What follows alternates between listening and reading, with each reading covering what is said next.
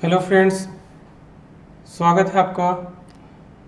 Engineering mathematics के इस lecture series में हम लोग डिस्कस कर रहे हैं कैलकुलस को। और आज के क्लास में हम देखेंगे कैलकुलस के अगले पार्ट को, जिसमें होगा हमारा अगला पार्ट मीन वैल्यू थ्योरम।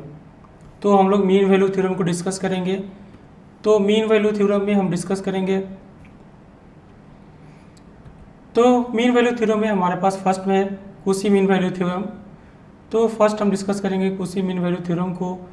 तो देखते हैं कि क्या स्टेटमेंट है कॉची मीन वैल्यू थ्योरम का। तो कॉची मीन वैल्यू थ्योरम हम डिफाइन करते हैं दो फंक्शन के लिए।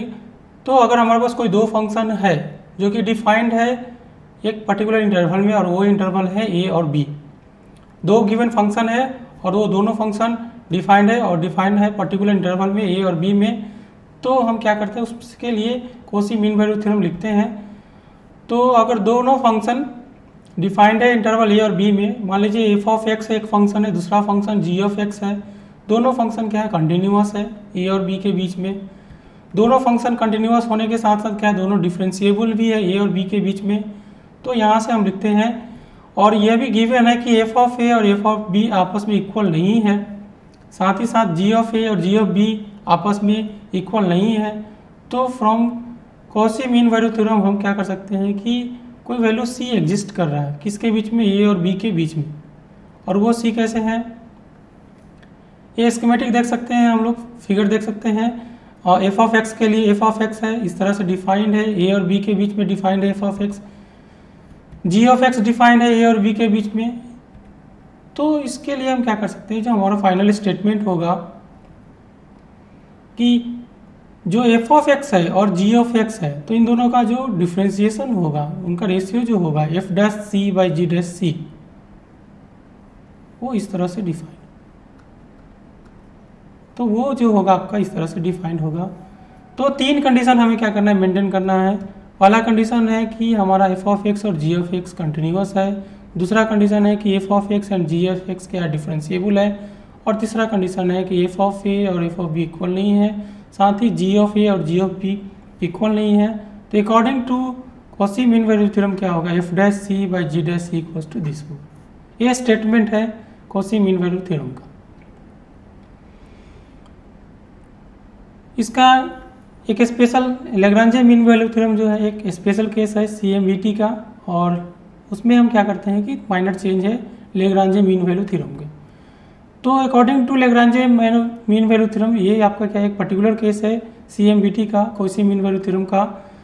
इसमें क्या है कि ये फंक्शन जो है, ये फंक्शन डिफाइंड है ए और बी में, जैसा कि प्रीवियस फंक्शन डिफाइंड था प्रीवियस केस में।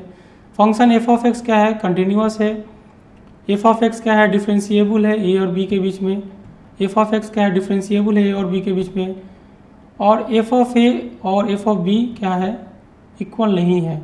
तो according to F of B और एफ ऑफ ए और एफ ऑफ बी इक्वल नहीं है, तो according to Lagrange mean value theorem कोई एक वैल्यू सी एग्जिस्ट करेगा जो कि ए और बी के बीच में होगा, और इस तरह से होगा कि एफ डैश सी का वैल्यू ये। तो यह एक स्पेशल केस है कॉची मीन वैल्यू थ्योरम का। लैग्रांजे मीन वैल्यू थ्योरम जो है एक स्पेशल केस है, और ये फॉर सिंगल फंक्शन, किसी एक पर्टिकुलर फंक्शन के लिए है, ये दो फंक्शन के लिए नहीं है। तो कॉची मीन वैल्यू थ्योरम जो है वो आपका जनरलाइज्ड मीन वैल्यू थ्योरम है, वो दो फंक्शन के लिए है, उसमें दो फंक्शन को हम इनकॉर्पोरेट कर सकते हैं। उसका स्पेशल केस है लैग्रांजे मीन वैल्यू थ्योरम, जो कि सिंगल फंक्शन के लिए डिफाइंड है।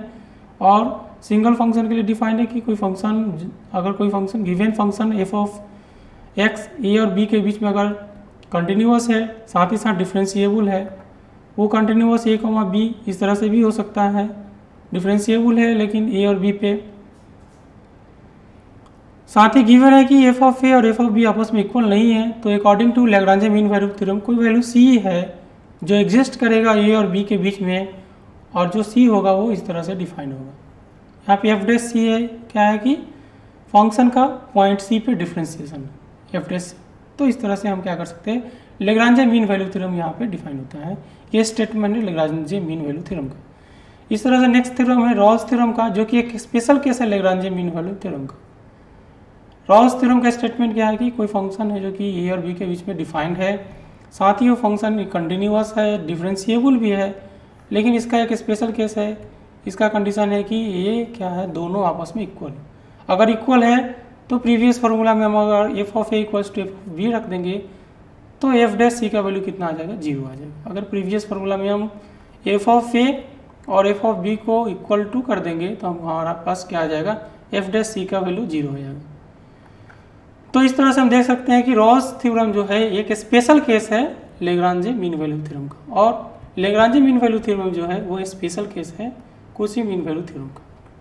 अब हम क्या करते हैं, कुछ प्रॉब्लम्स लेते हैं और फिर हम डिस्कस करते हैं। प्रॉब्लम की हेल्प से हम क्या करेंगे, डिस्कशन करेंगे, देखते हैं कि कैसे हम यूज कर सकते हैं मीन वैल्यू थ्योरम का। तो एक सिंपल फार्मूला है कि फाइंड द वैल्यू ऑफ सी। हमें क्या करना है, सी का वैल्यू फाइंड आउट करना है और किसका यूज करना है, मीन वैल्यू थ्योरम का यूज करना है। दो फंक्शन गिवन है, F of X equals to आपका गिवन है E to the power X and G of X जो है आपका E to the power minus X. ये E to the power X है और गिवन है कि जी ऑफ एक्स क्या है, E to the power minus X. F of X है कि ये आपका E to the power X है और जी ऑफ एक्स क्या है, E to the power minus X है। फंक्शन जो है वो हमें जो फाइंड आउट करना है वो ए और बी के बीच में फाइंड आउट करना है, हमें यूज करना है मीन वैल्यू थ्योरम। तो यहाँ पे दो फंक्शन है तो हम क्या करेंगे, कॉची मीन वैल्यू थ्योरम का यूज करेंगे। दो फंक्शन है उसके लिए हमारे पास क्या है, कॉची उसी मीन वैल्यू थ्योरम है और उसका हम क्या करेंगे, यूज करेंगे। तो हम यूज करेंगे, हमें पता है कि F dash C by G dash C equals to इस तरह से होगा। ये फार्मूला हम ये स्टेटमेंट और ये जो फार्मूला है जनरलाइज मीन वैल्यू थ्योरम का, हम उसको क्या कर लेंगे, यूज कर लेंगे। तो ये फार्मूला हम क्या करेंगे, यूज करेंगे। इसमें हम क्या कर लेंगे, वैल्यूज पुट करेंगे। यहाँ पे क्या है, सी का वैल्यू सी है, फाइंड द वैल्यू ऑफ सी, और ए और बी, सी को ए और बी के टर्म में हमें फाइंड आउट करना है। तो एफ डैश सी जो हो जाएगा, एफ ऑफ एक्स गिवन है, एफ डैश एक्स निकाल लेंगे हम, तो यहाँ से वैल्यूज पुट करेंगे तो ये आएगा। तो एफ ऑफ एक्स गिवन है तो एफ डैश एक्स कितना हो जाएगा, एफ डैश एक्स भी कितना हो जाएगा आपका E to the power x होगा। तो एफ डैश सी कितना हो जाएगा, ई टू द पावर सी होगा। एफ ऑफ बी कितना हो जाएगा, E to the power B होगा। एफ ऑफ ए कितना होगा, ई टू द पावर ए होगा। तो इस तरह से अगर हम वैल्यू पुट करेंगे तो यहाँ पे इस तरह से ऊपर का हो जाएगा। फिर सिमिलरली जी डैश एक्स के लिए हम वैल्यू पुट करेंगे तो ये होगा। अभी हम क्या करेंगे, इसको सिंप्लीफाई करेंगे। तो इसको सिंप्लीफाई करेंगे तो क्या हो, इसको सिंप्लीफाई करेंगे तो ऐसे सिंप्लीफाई कर सकते हैं। माइनस है तो इसको हमने क्या किया, इसका पावर माइनस है तो 1 बाई का, जहाँ भी पाया पर माइनस है तो हमने क्या किया, 1 बाई कर दिया। फिर अगर हम क्या करेंगे, नीचे एलसीएम लेंगे तो इस तरह से आपका हो जाएगा, E to power B E to the power A हो जाएगा, यहाँ पे बी हो जाएगा, -1 होगा, E to the power C और E to the power C कितना हो जाएगा, E to the power 2c। E to LCM क्या हो जाएगा, E to the power A plus E to the power B, वो हमने यहाँ पे लिख दिया। इसको सिंप्लीफाई करेंगे तो यहाँ पे ऐसे होगा। फर्दर सिंप्लीफाई करेंगे तो ये क्या हो जाएगा, कट जाएगा आपस में, लेकिन एक माइनस साइन के साथ, वो माइनस साइन इसके साथ खत्म हो जाएगा। तो ये यहाँ माइनस साइन दे भी सकते हैं, यहाँ पे ये फाइनली खत्म हो जाएगा। तो यहाँ से देख सकते हैं कि 2c इक्वल्स टू इतना हो जाएगा और c का वैल्यू इतना हो जाएगा और ये आंसर हो गया। तो हमने क्या किया, मीन वैल्यू थ्योरम का यूज करके हमने क्या किया, अभी एक प्रॉब्लम को सॉल्व किया। अगेन एक दूसरा प्रॉब्लम लेते हैं। Find the value of c belongings to 1 and 2। यहाँ पे क्या है, a और b नहीं है, यहाँ पे a और b की जगह क्या है, 1 और 2। हमारे पास दो फंक्शन है और दोनों फंक्शन क्या है, एफ ऑफ एक्स 1/x है और जी ऑफ एक्स कितना है, 1/x। तो यहाँ से हम देख सकते हैं कि एफ ऑफ एक्स इतना है, तो हम क्या कर सकते हैं, एफ डैश एक्स कितना हो जाएगा, एफ डैश एक्स हो जाएगा -1/x और जी डैश एक्स कितना हो जाएगा, जी डैश एक्स हो जाएगा -2 डिवाइडेड बाई x3, इतना हो जाएगा F of X and G of X. हमारे पास फॉर्मूला पता है कि F dash C by G dash C F of B, तो यहाँ वैल्यू रखेंगे। एफ ऑफ बी कितना हो जाएगा, बी की जगह कितना है, यहाँ पे ए की जगह है 1 और बी की जगह कितना है 2, तो वैल्यूज रखेंगे। F of B, F of 2 1/2 हो जाएगा। एफ ऑफ 2 कितना हो जाएगा, एफ ऑफ बी जो होगा एफ ऑफ 2 के इक्वल होगा और इसका वैल्यू कितना हो जाएगा 1/2। इसी तरह से एफ ऑफ 1 कितना होगा, तो एफ ऑफ 1 कितना हो जाएगा 1, एफ ऑफ 1 क्या हो जाएगा 1 हो जाएगा। Similarly G of B G of A रख देंगे तो वैल्यूज निकाल लेंगे।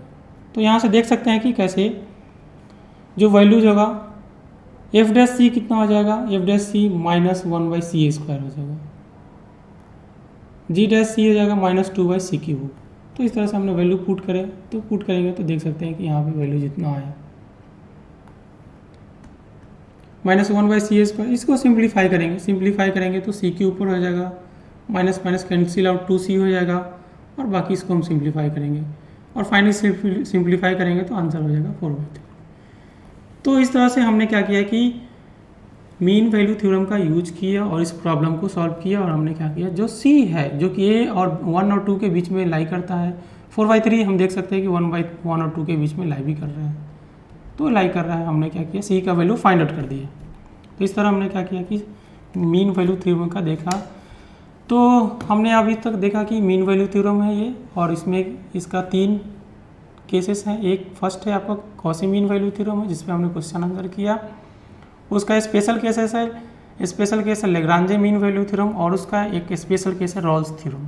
तो आज की क्लास में हमने डिस्कस किया मीन वैल्यू थ्योरम। तो आज का क्लास यहीं पे स्टॉप करते हैं, अगले क्लास में मिलते हैं एक नए टॉपिक के साथ। तो thank you so much for attending the class, thank you so much.